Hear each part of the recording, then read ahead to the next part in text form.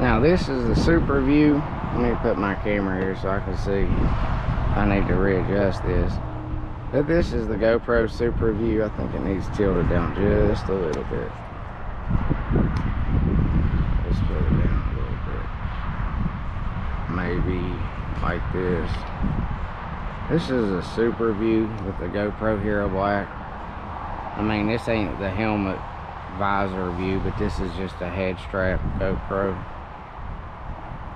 I'm just trying to look and see.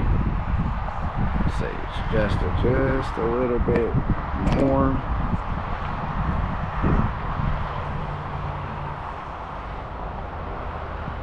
That might be about right. It kind of has the fisheye look. If you notice, the edges are kind of rounded, but this is what it'd be like inside of this. So I might see about setting up a different view here in a minute, but that's what it would be like basically.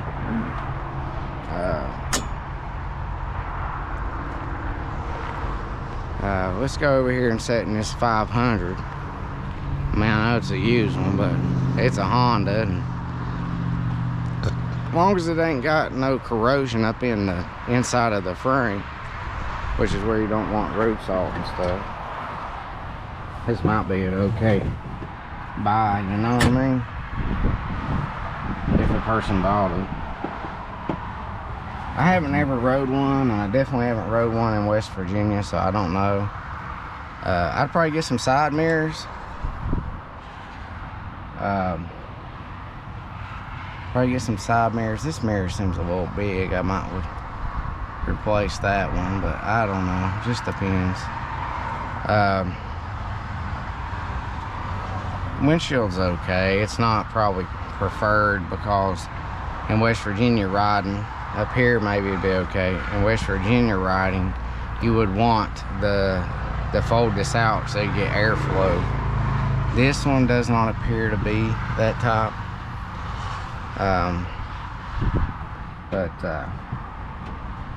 I mean, you know, I don't know. It seems like I'd like to set it up or set the seat a little closer, but it depends on how you like to sit when you're driving.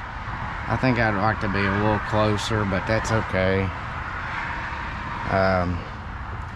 Let me see how this feels to turn, because they put an open differential. They put an open differential in these in the front, not a limited slip. See, the Rancher has a limited slip, and believe me, there's not a lot of reason for a locker in southern West Virginia unless you're trying to go in mud holes. But if you did have a locker on this, you got to think handlebar or steering wheel versus a handlebar. Now with the limited slip, I know when it's in four-wheel drive on the Honda Rancher, you can feel it. It don't have power steering, but you still have leverage. Okay. Similarly, if you had a limited slip on there, it'd be like you have this much. You don't have as much leverage, but then you have the wheel. And the engineers decided to put an open diff for handling purposes. So when you're in four-wheel drive, you only got like one wheel. Whereas limited slip, you have two wheels. That they're not locked, but once one slips, the other one engages. So and you on the Rancher, you can pull the front brake a little bit, and it'll sense slippage, and it'll engage. So, but in all honesty, for years I rode Honda 4Trax 300s and a variety of other ones that didn't have lockers, and I'm telling you, you can pretty much take that anything where you wanted to go in southern West Virginia in those mountains, as rough as it is. It just gets down to rider skills, you know. You don't need, I mean, diff locks and power steering, the machine's doing all the work, you know. It's designed, if it's long wheelbase or something, I mean, you know, you just hit the throttle and go. But if you're using a machine like the Rancher, without lockers, without power steering, without any kind of crawl mode or anything, you know, it's foot shift too, you know, it takes a little bit of technical skill. Not boasting, not down, you know, speaking down on people that use side-by-sides. It's just, you know, you have a spotter with a side-by-side too, so I mean, you know, there's not as much going on, as much effort required. But I got to upload some more videos from my trip to West Virginia. It's going to take some time to get them all uploaded, but I'm gonna this is just a break from those videos. But yeah, I mean, if the price is right and it don't have any rust and the oil's been changed properly and everything, I mean, if this was say $5 grand-ish, around there, it'd be something I consider. It's not that much, and it's got the windshield and the top and the mirror, and it's even got different tires, not stock tires. I do like that slate gray one. I do like the dump box. I do like the addition of that frame, and it's got a little bit more powerful motor. But in West Virginia, I mean, you don't need top end. As long as the gearing, if the gearing is lower than this is going to be something that I would prefer. If it wasn't abused and exposed to road salt and corrosion like that, just surface rust, that's not a big issue for something like this. You know, you're not too concerned about getting it scratched up, you know, and you don't have to pay as much on it. But I might come back and talk to them about this and see what they're asking for it. I'm not really ready to buy it right now, so by the time I would be ready to buy this or another one, I have other things going on, trying to move back to West Virginia, so I don't know that I'd even get one of these. Well, not West Virginia, but closer to where it's West Virginia, maybe North Carolina or something. But I mean, I guess you'd say I'm itching to ride one of these to see what they can do, to get a feel for them, to see if I'd even like them, because historically I've not been a big side-by-side fan. I owned a Polaris Ranger years ago. I know it's not a Honda, but I just really liked ATVs. They always seem really more capable, and if you're hunting and trying to get into tight areas, just the big old width of the side-by-sides, the roll cage, that was something I noticed with the Ranger, is had a tendency to hit limbs and stuff, and that requires you to get a chainsaw or carry a chainsaw and do maintenance. And if you're hunting somewhere, you don't necessarily want people knowing that you're hunting in that area. You don't want to look like anybody's been in there, because if you make it where a big machine can fit, then other people might just go in there too. I mean, these people come to outlaw trails, and you know, they might just say, hey, look, let's go explore this, and you're out there trying to hunt, and they're disturbing all the animals and stuff. I mean, there's a lot of that I'm thinking of, you know, so that factors in. I do like deer hunting in Wisconsin, though, I have to be honest. It's a different environment, but it's nice for deer hunting. I mean, you can't, ATV riding is not all that ideal. It's scenic, but it's not the same as in West Virginia. It's just not the same. Up here, you definitely want to look at, if you're getting a side-by-side, you definitely want to look at getting a cab and a heater and stuff. It gets cold up here. But another thing is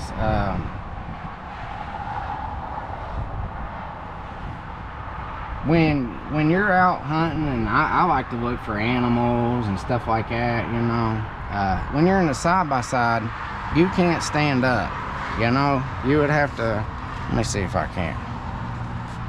Do I have to go through a process on this? Oh, let's just open this. You know, if you wanted to look at a deer or something, I mean, you can stand up. I guess you do have a little bit more visibility, maybe. I guess the foot peg's about the same. And you can look over the hill or look over there. I mean, you could. It's a lot easier. And you can hunt off your four-wheeler there. So if you have your bow with you, you can just stand up. Here, I mean, if you had a crossbow, you could do a drive-by with a crossbow, but I mean, I guess, you know, but I don't usually hunt from a machine, but you never know what you're gonna see. I mean, if you got a state record buck there, I'm not a big trophy hunter. I don't like taking young bucks, but if I want some deer meat, and it's nearing the end of the season, that buck's becomes a lot bigger if you get my drift. I want that meat, you know. I don't really hunt anything that I don't eat. I'll be honest. I mean, when I was younger, I got bear stamps to hunt black bear, but I just don't have a drive to hunt bear or anything that I don't want to eat. Now, if it's something I want to eat, that's a different story. If I've ever eaten it and it tastes good, I want to hunt it. That's just me. Like, just like if you got an appetite and you're hungry and you want something to eat, that's the way it is when I look at deer hunting. My mouth starts watering. I want some of that venison. It's good meat. I like it. But that's me. And bear and stuff like that, I don't get that same feeling. Now, in West Virginia, they used to hunt grouse. There just isn't very many of them anymore. Now, I like grouse. Now, if there was still grouse there, I'd probably hunt them. I'm not a big fan of turkey. I mean, I'll eat it, but it's not the same. I'm not driven to hunt for turkey, because I mean, I just ain't a big fan of turkey hunting. Different people are different. Now, I like squirrel gravy. I don't know if you know what that is, but I don't like eating squirrel. Sounds a little odd, but the reason I don't like eating squirrel is not because the meat don't taste good.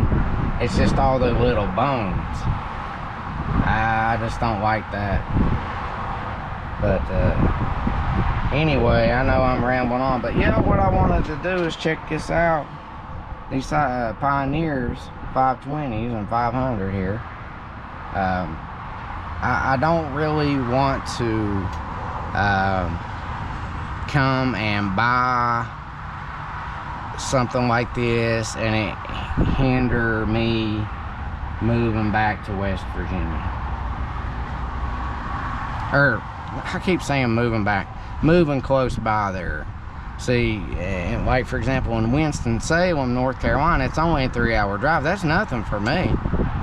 That's just a hop, skip, and jump. This is driving here at 700 miles, which isn't really a big deal for me.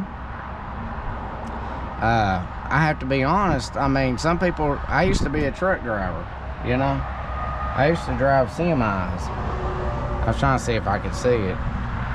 I can clearly see a semi, but on this camera, it just isn't really showing it that good. That's, again, I think that's the lens. But you can get some different lenses for these GoPros. I want to see if maybe I could find a way to address that. I don't want to buy some other kind of camera. I mean, you can get a mount for a phone, but I'd probably mount it back like up here or something. But I don't really have that kind of storage on it, so I don't want to ramble on too much more. But yeah, this one's not bad for a used one. I mean, it's got a pull pin coming out here, but that's not really a deal breaker because those are easy to fix. As long as it was serviced properly and taken care of. It may have been garage kept, it's just a little dirty. It's not in bad shape if the price is right. I don't have money for a down payment right now, so I don't know that I'd be getting this, but it has some Quad Boss tires. They're factory size, 24 by 8 by 12 and 24 by 10 by 12. So, and let's see, does it tell me the ply rating on this? 7 psi, 6 ply, so it should have more stability. Now they look taller than those, which they might be, even though they're 24s. I would probably strongly consider an inch and a half wheel spacers on each side. I'd have to make an assessment on the, you know, on the ground in person. That looks like a new axle. Yeah, this axle's been replaced. You can see that this axle's been broken or damaged. It's a new axle. I mean, it may be just fine, but I don't know what happened in here, you know. That's the thing about buying used ones. If you don't know who owned it, you don't know what it's been through, it's a little on the dirty side. It's probably been used on a farm. And if that's the case, I'll have to double check this hitch. If that's the case,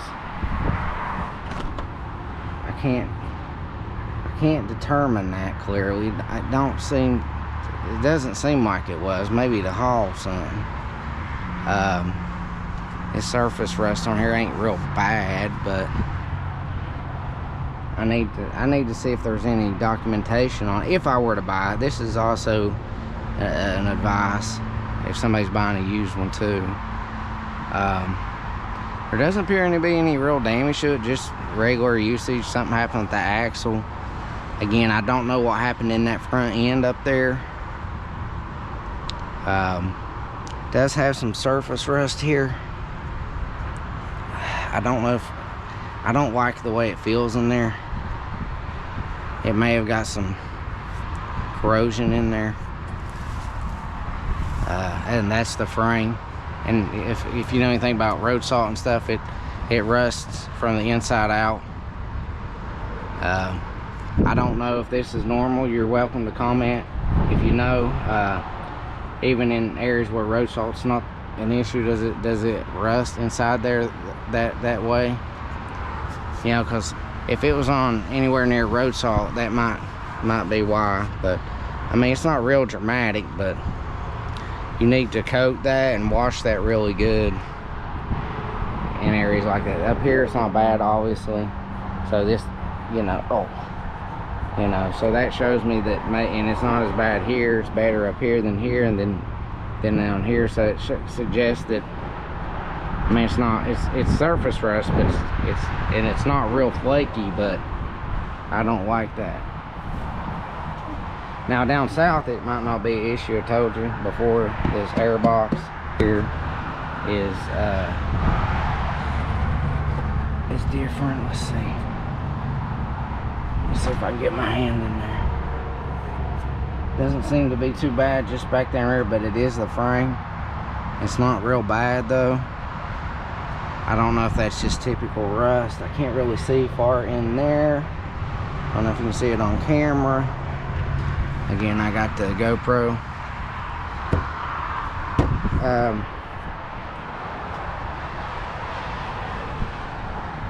Let's see here.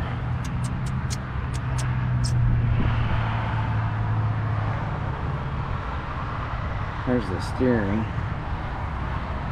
I think yeah, that's the steering shaft. There's a joint. Now the power steering unit, or not, that you can get for this by Rugged or other aftermarket ones, about 600, just under 700, probably with tax and shipping and all. There's the component. I mean, I don't know that people get the diff lock, but they also say you need to get your power steering too if you're going to go that route. I mean, like I said before, it depends on rider skill. You can do without a diff lock if you know what you're doing, but some situations, real muddy situations, you know, that might be an issue. I'm not seeing evidence of road salt really anywhere else. I don't know why it will be back there. This is probably used on a farm, would be my guess. The reason I'm saying that, I don't know if some people like hitting mud holes. I try to avoid them. Try and tell what's in there. You can see there's some dirt and stuff in there. But the skid plate, let me climb up under it here. See what we can see. See, that looks like stuff from off a farm. There's farms up here. And this might be what this was used for. I mean, it could be, you know, looks like from a field. Corn maybe. Ugh. So that may be what this was used for. Again,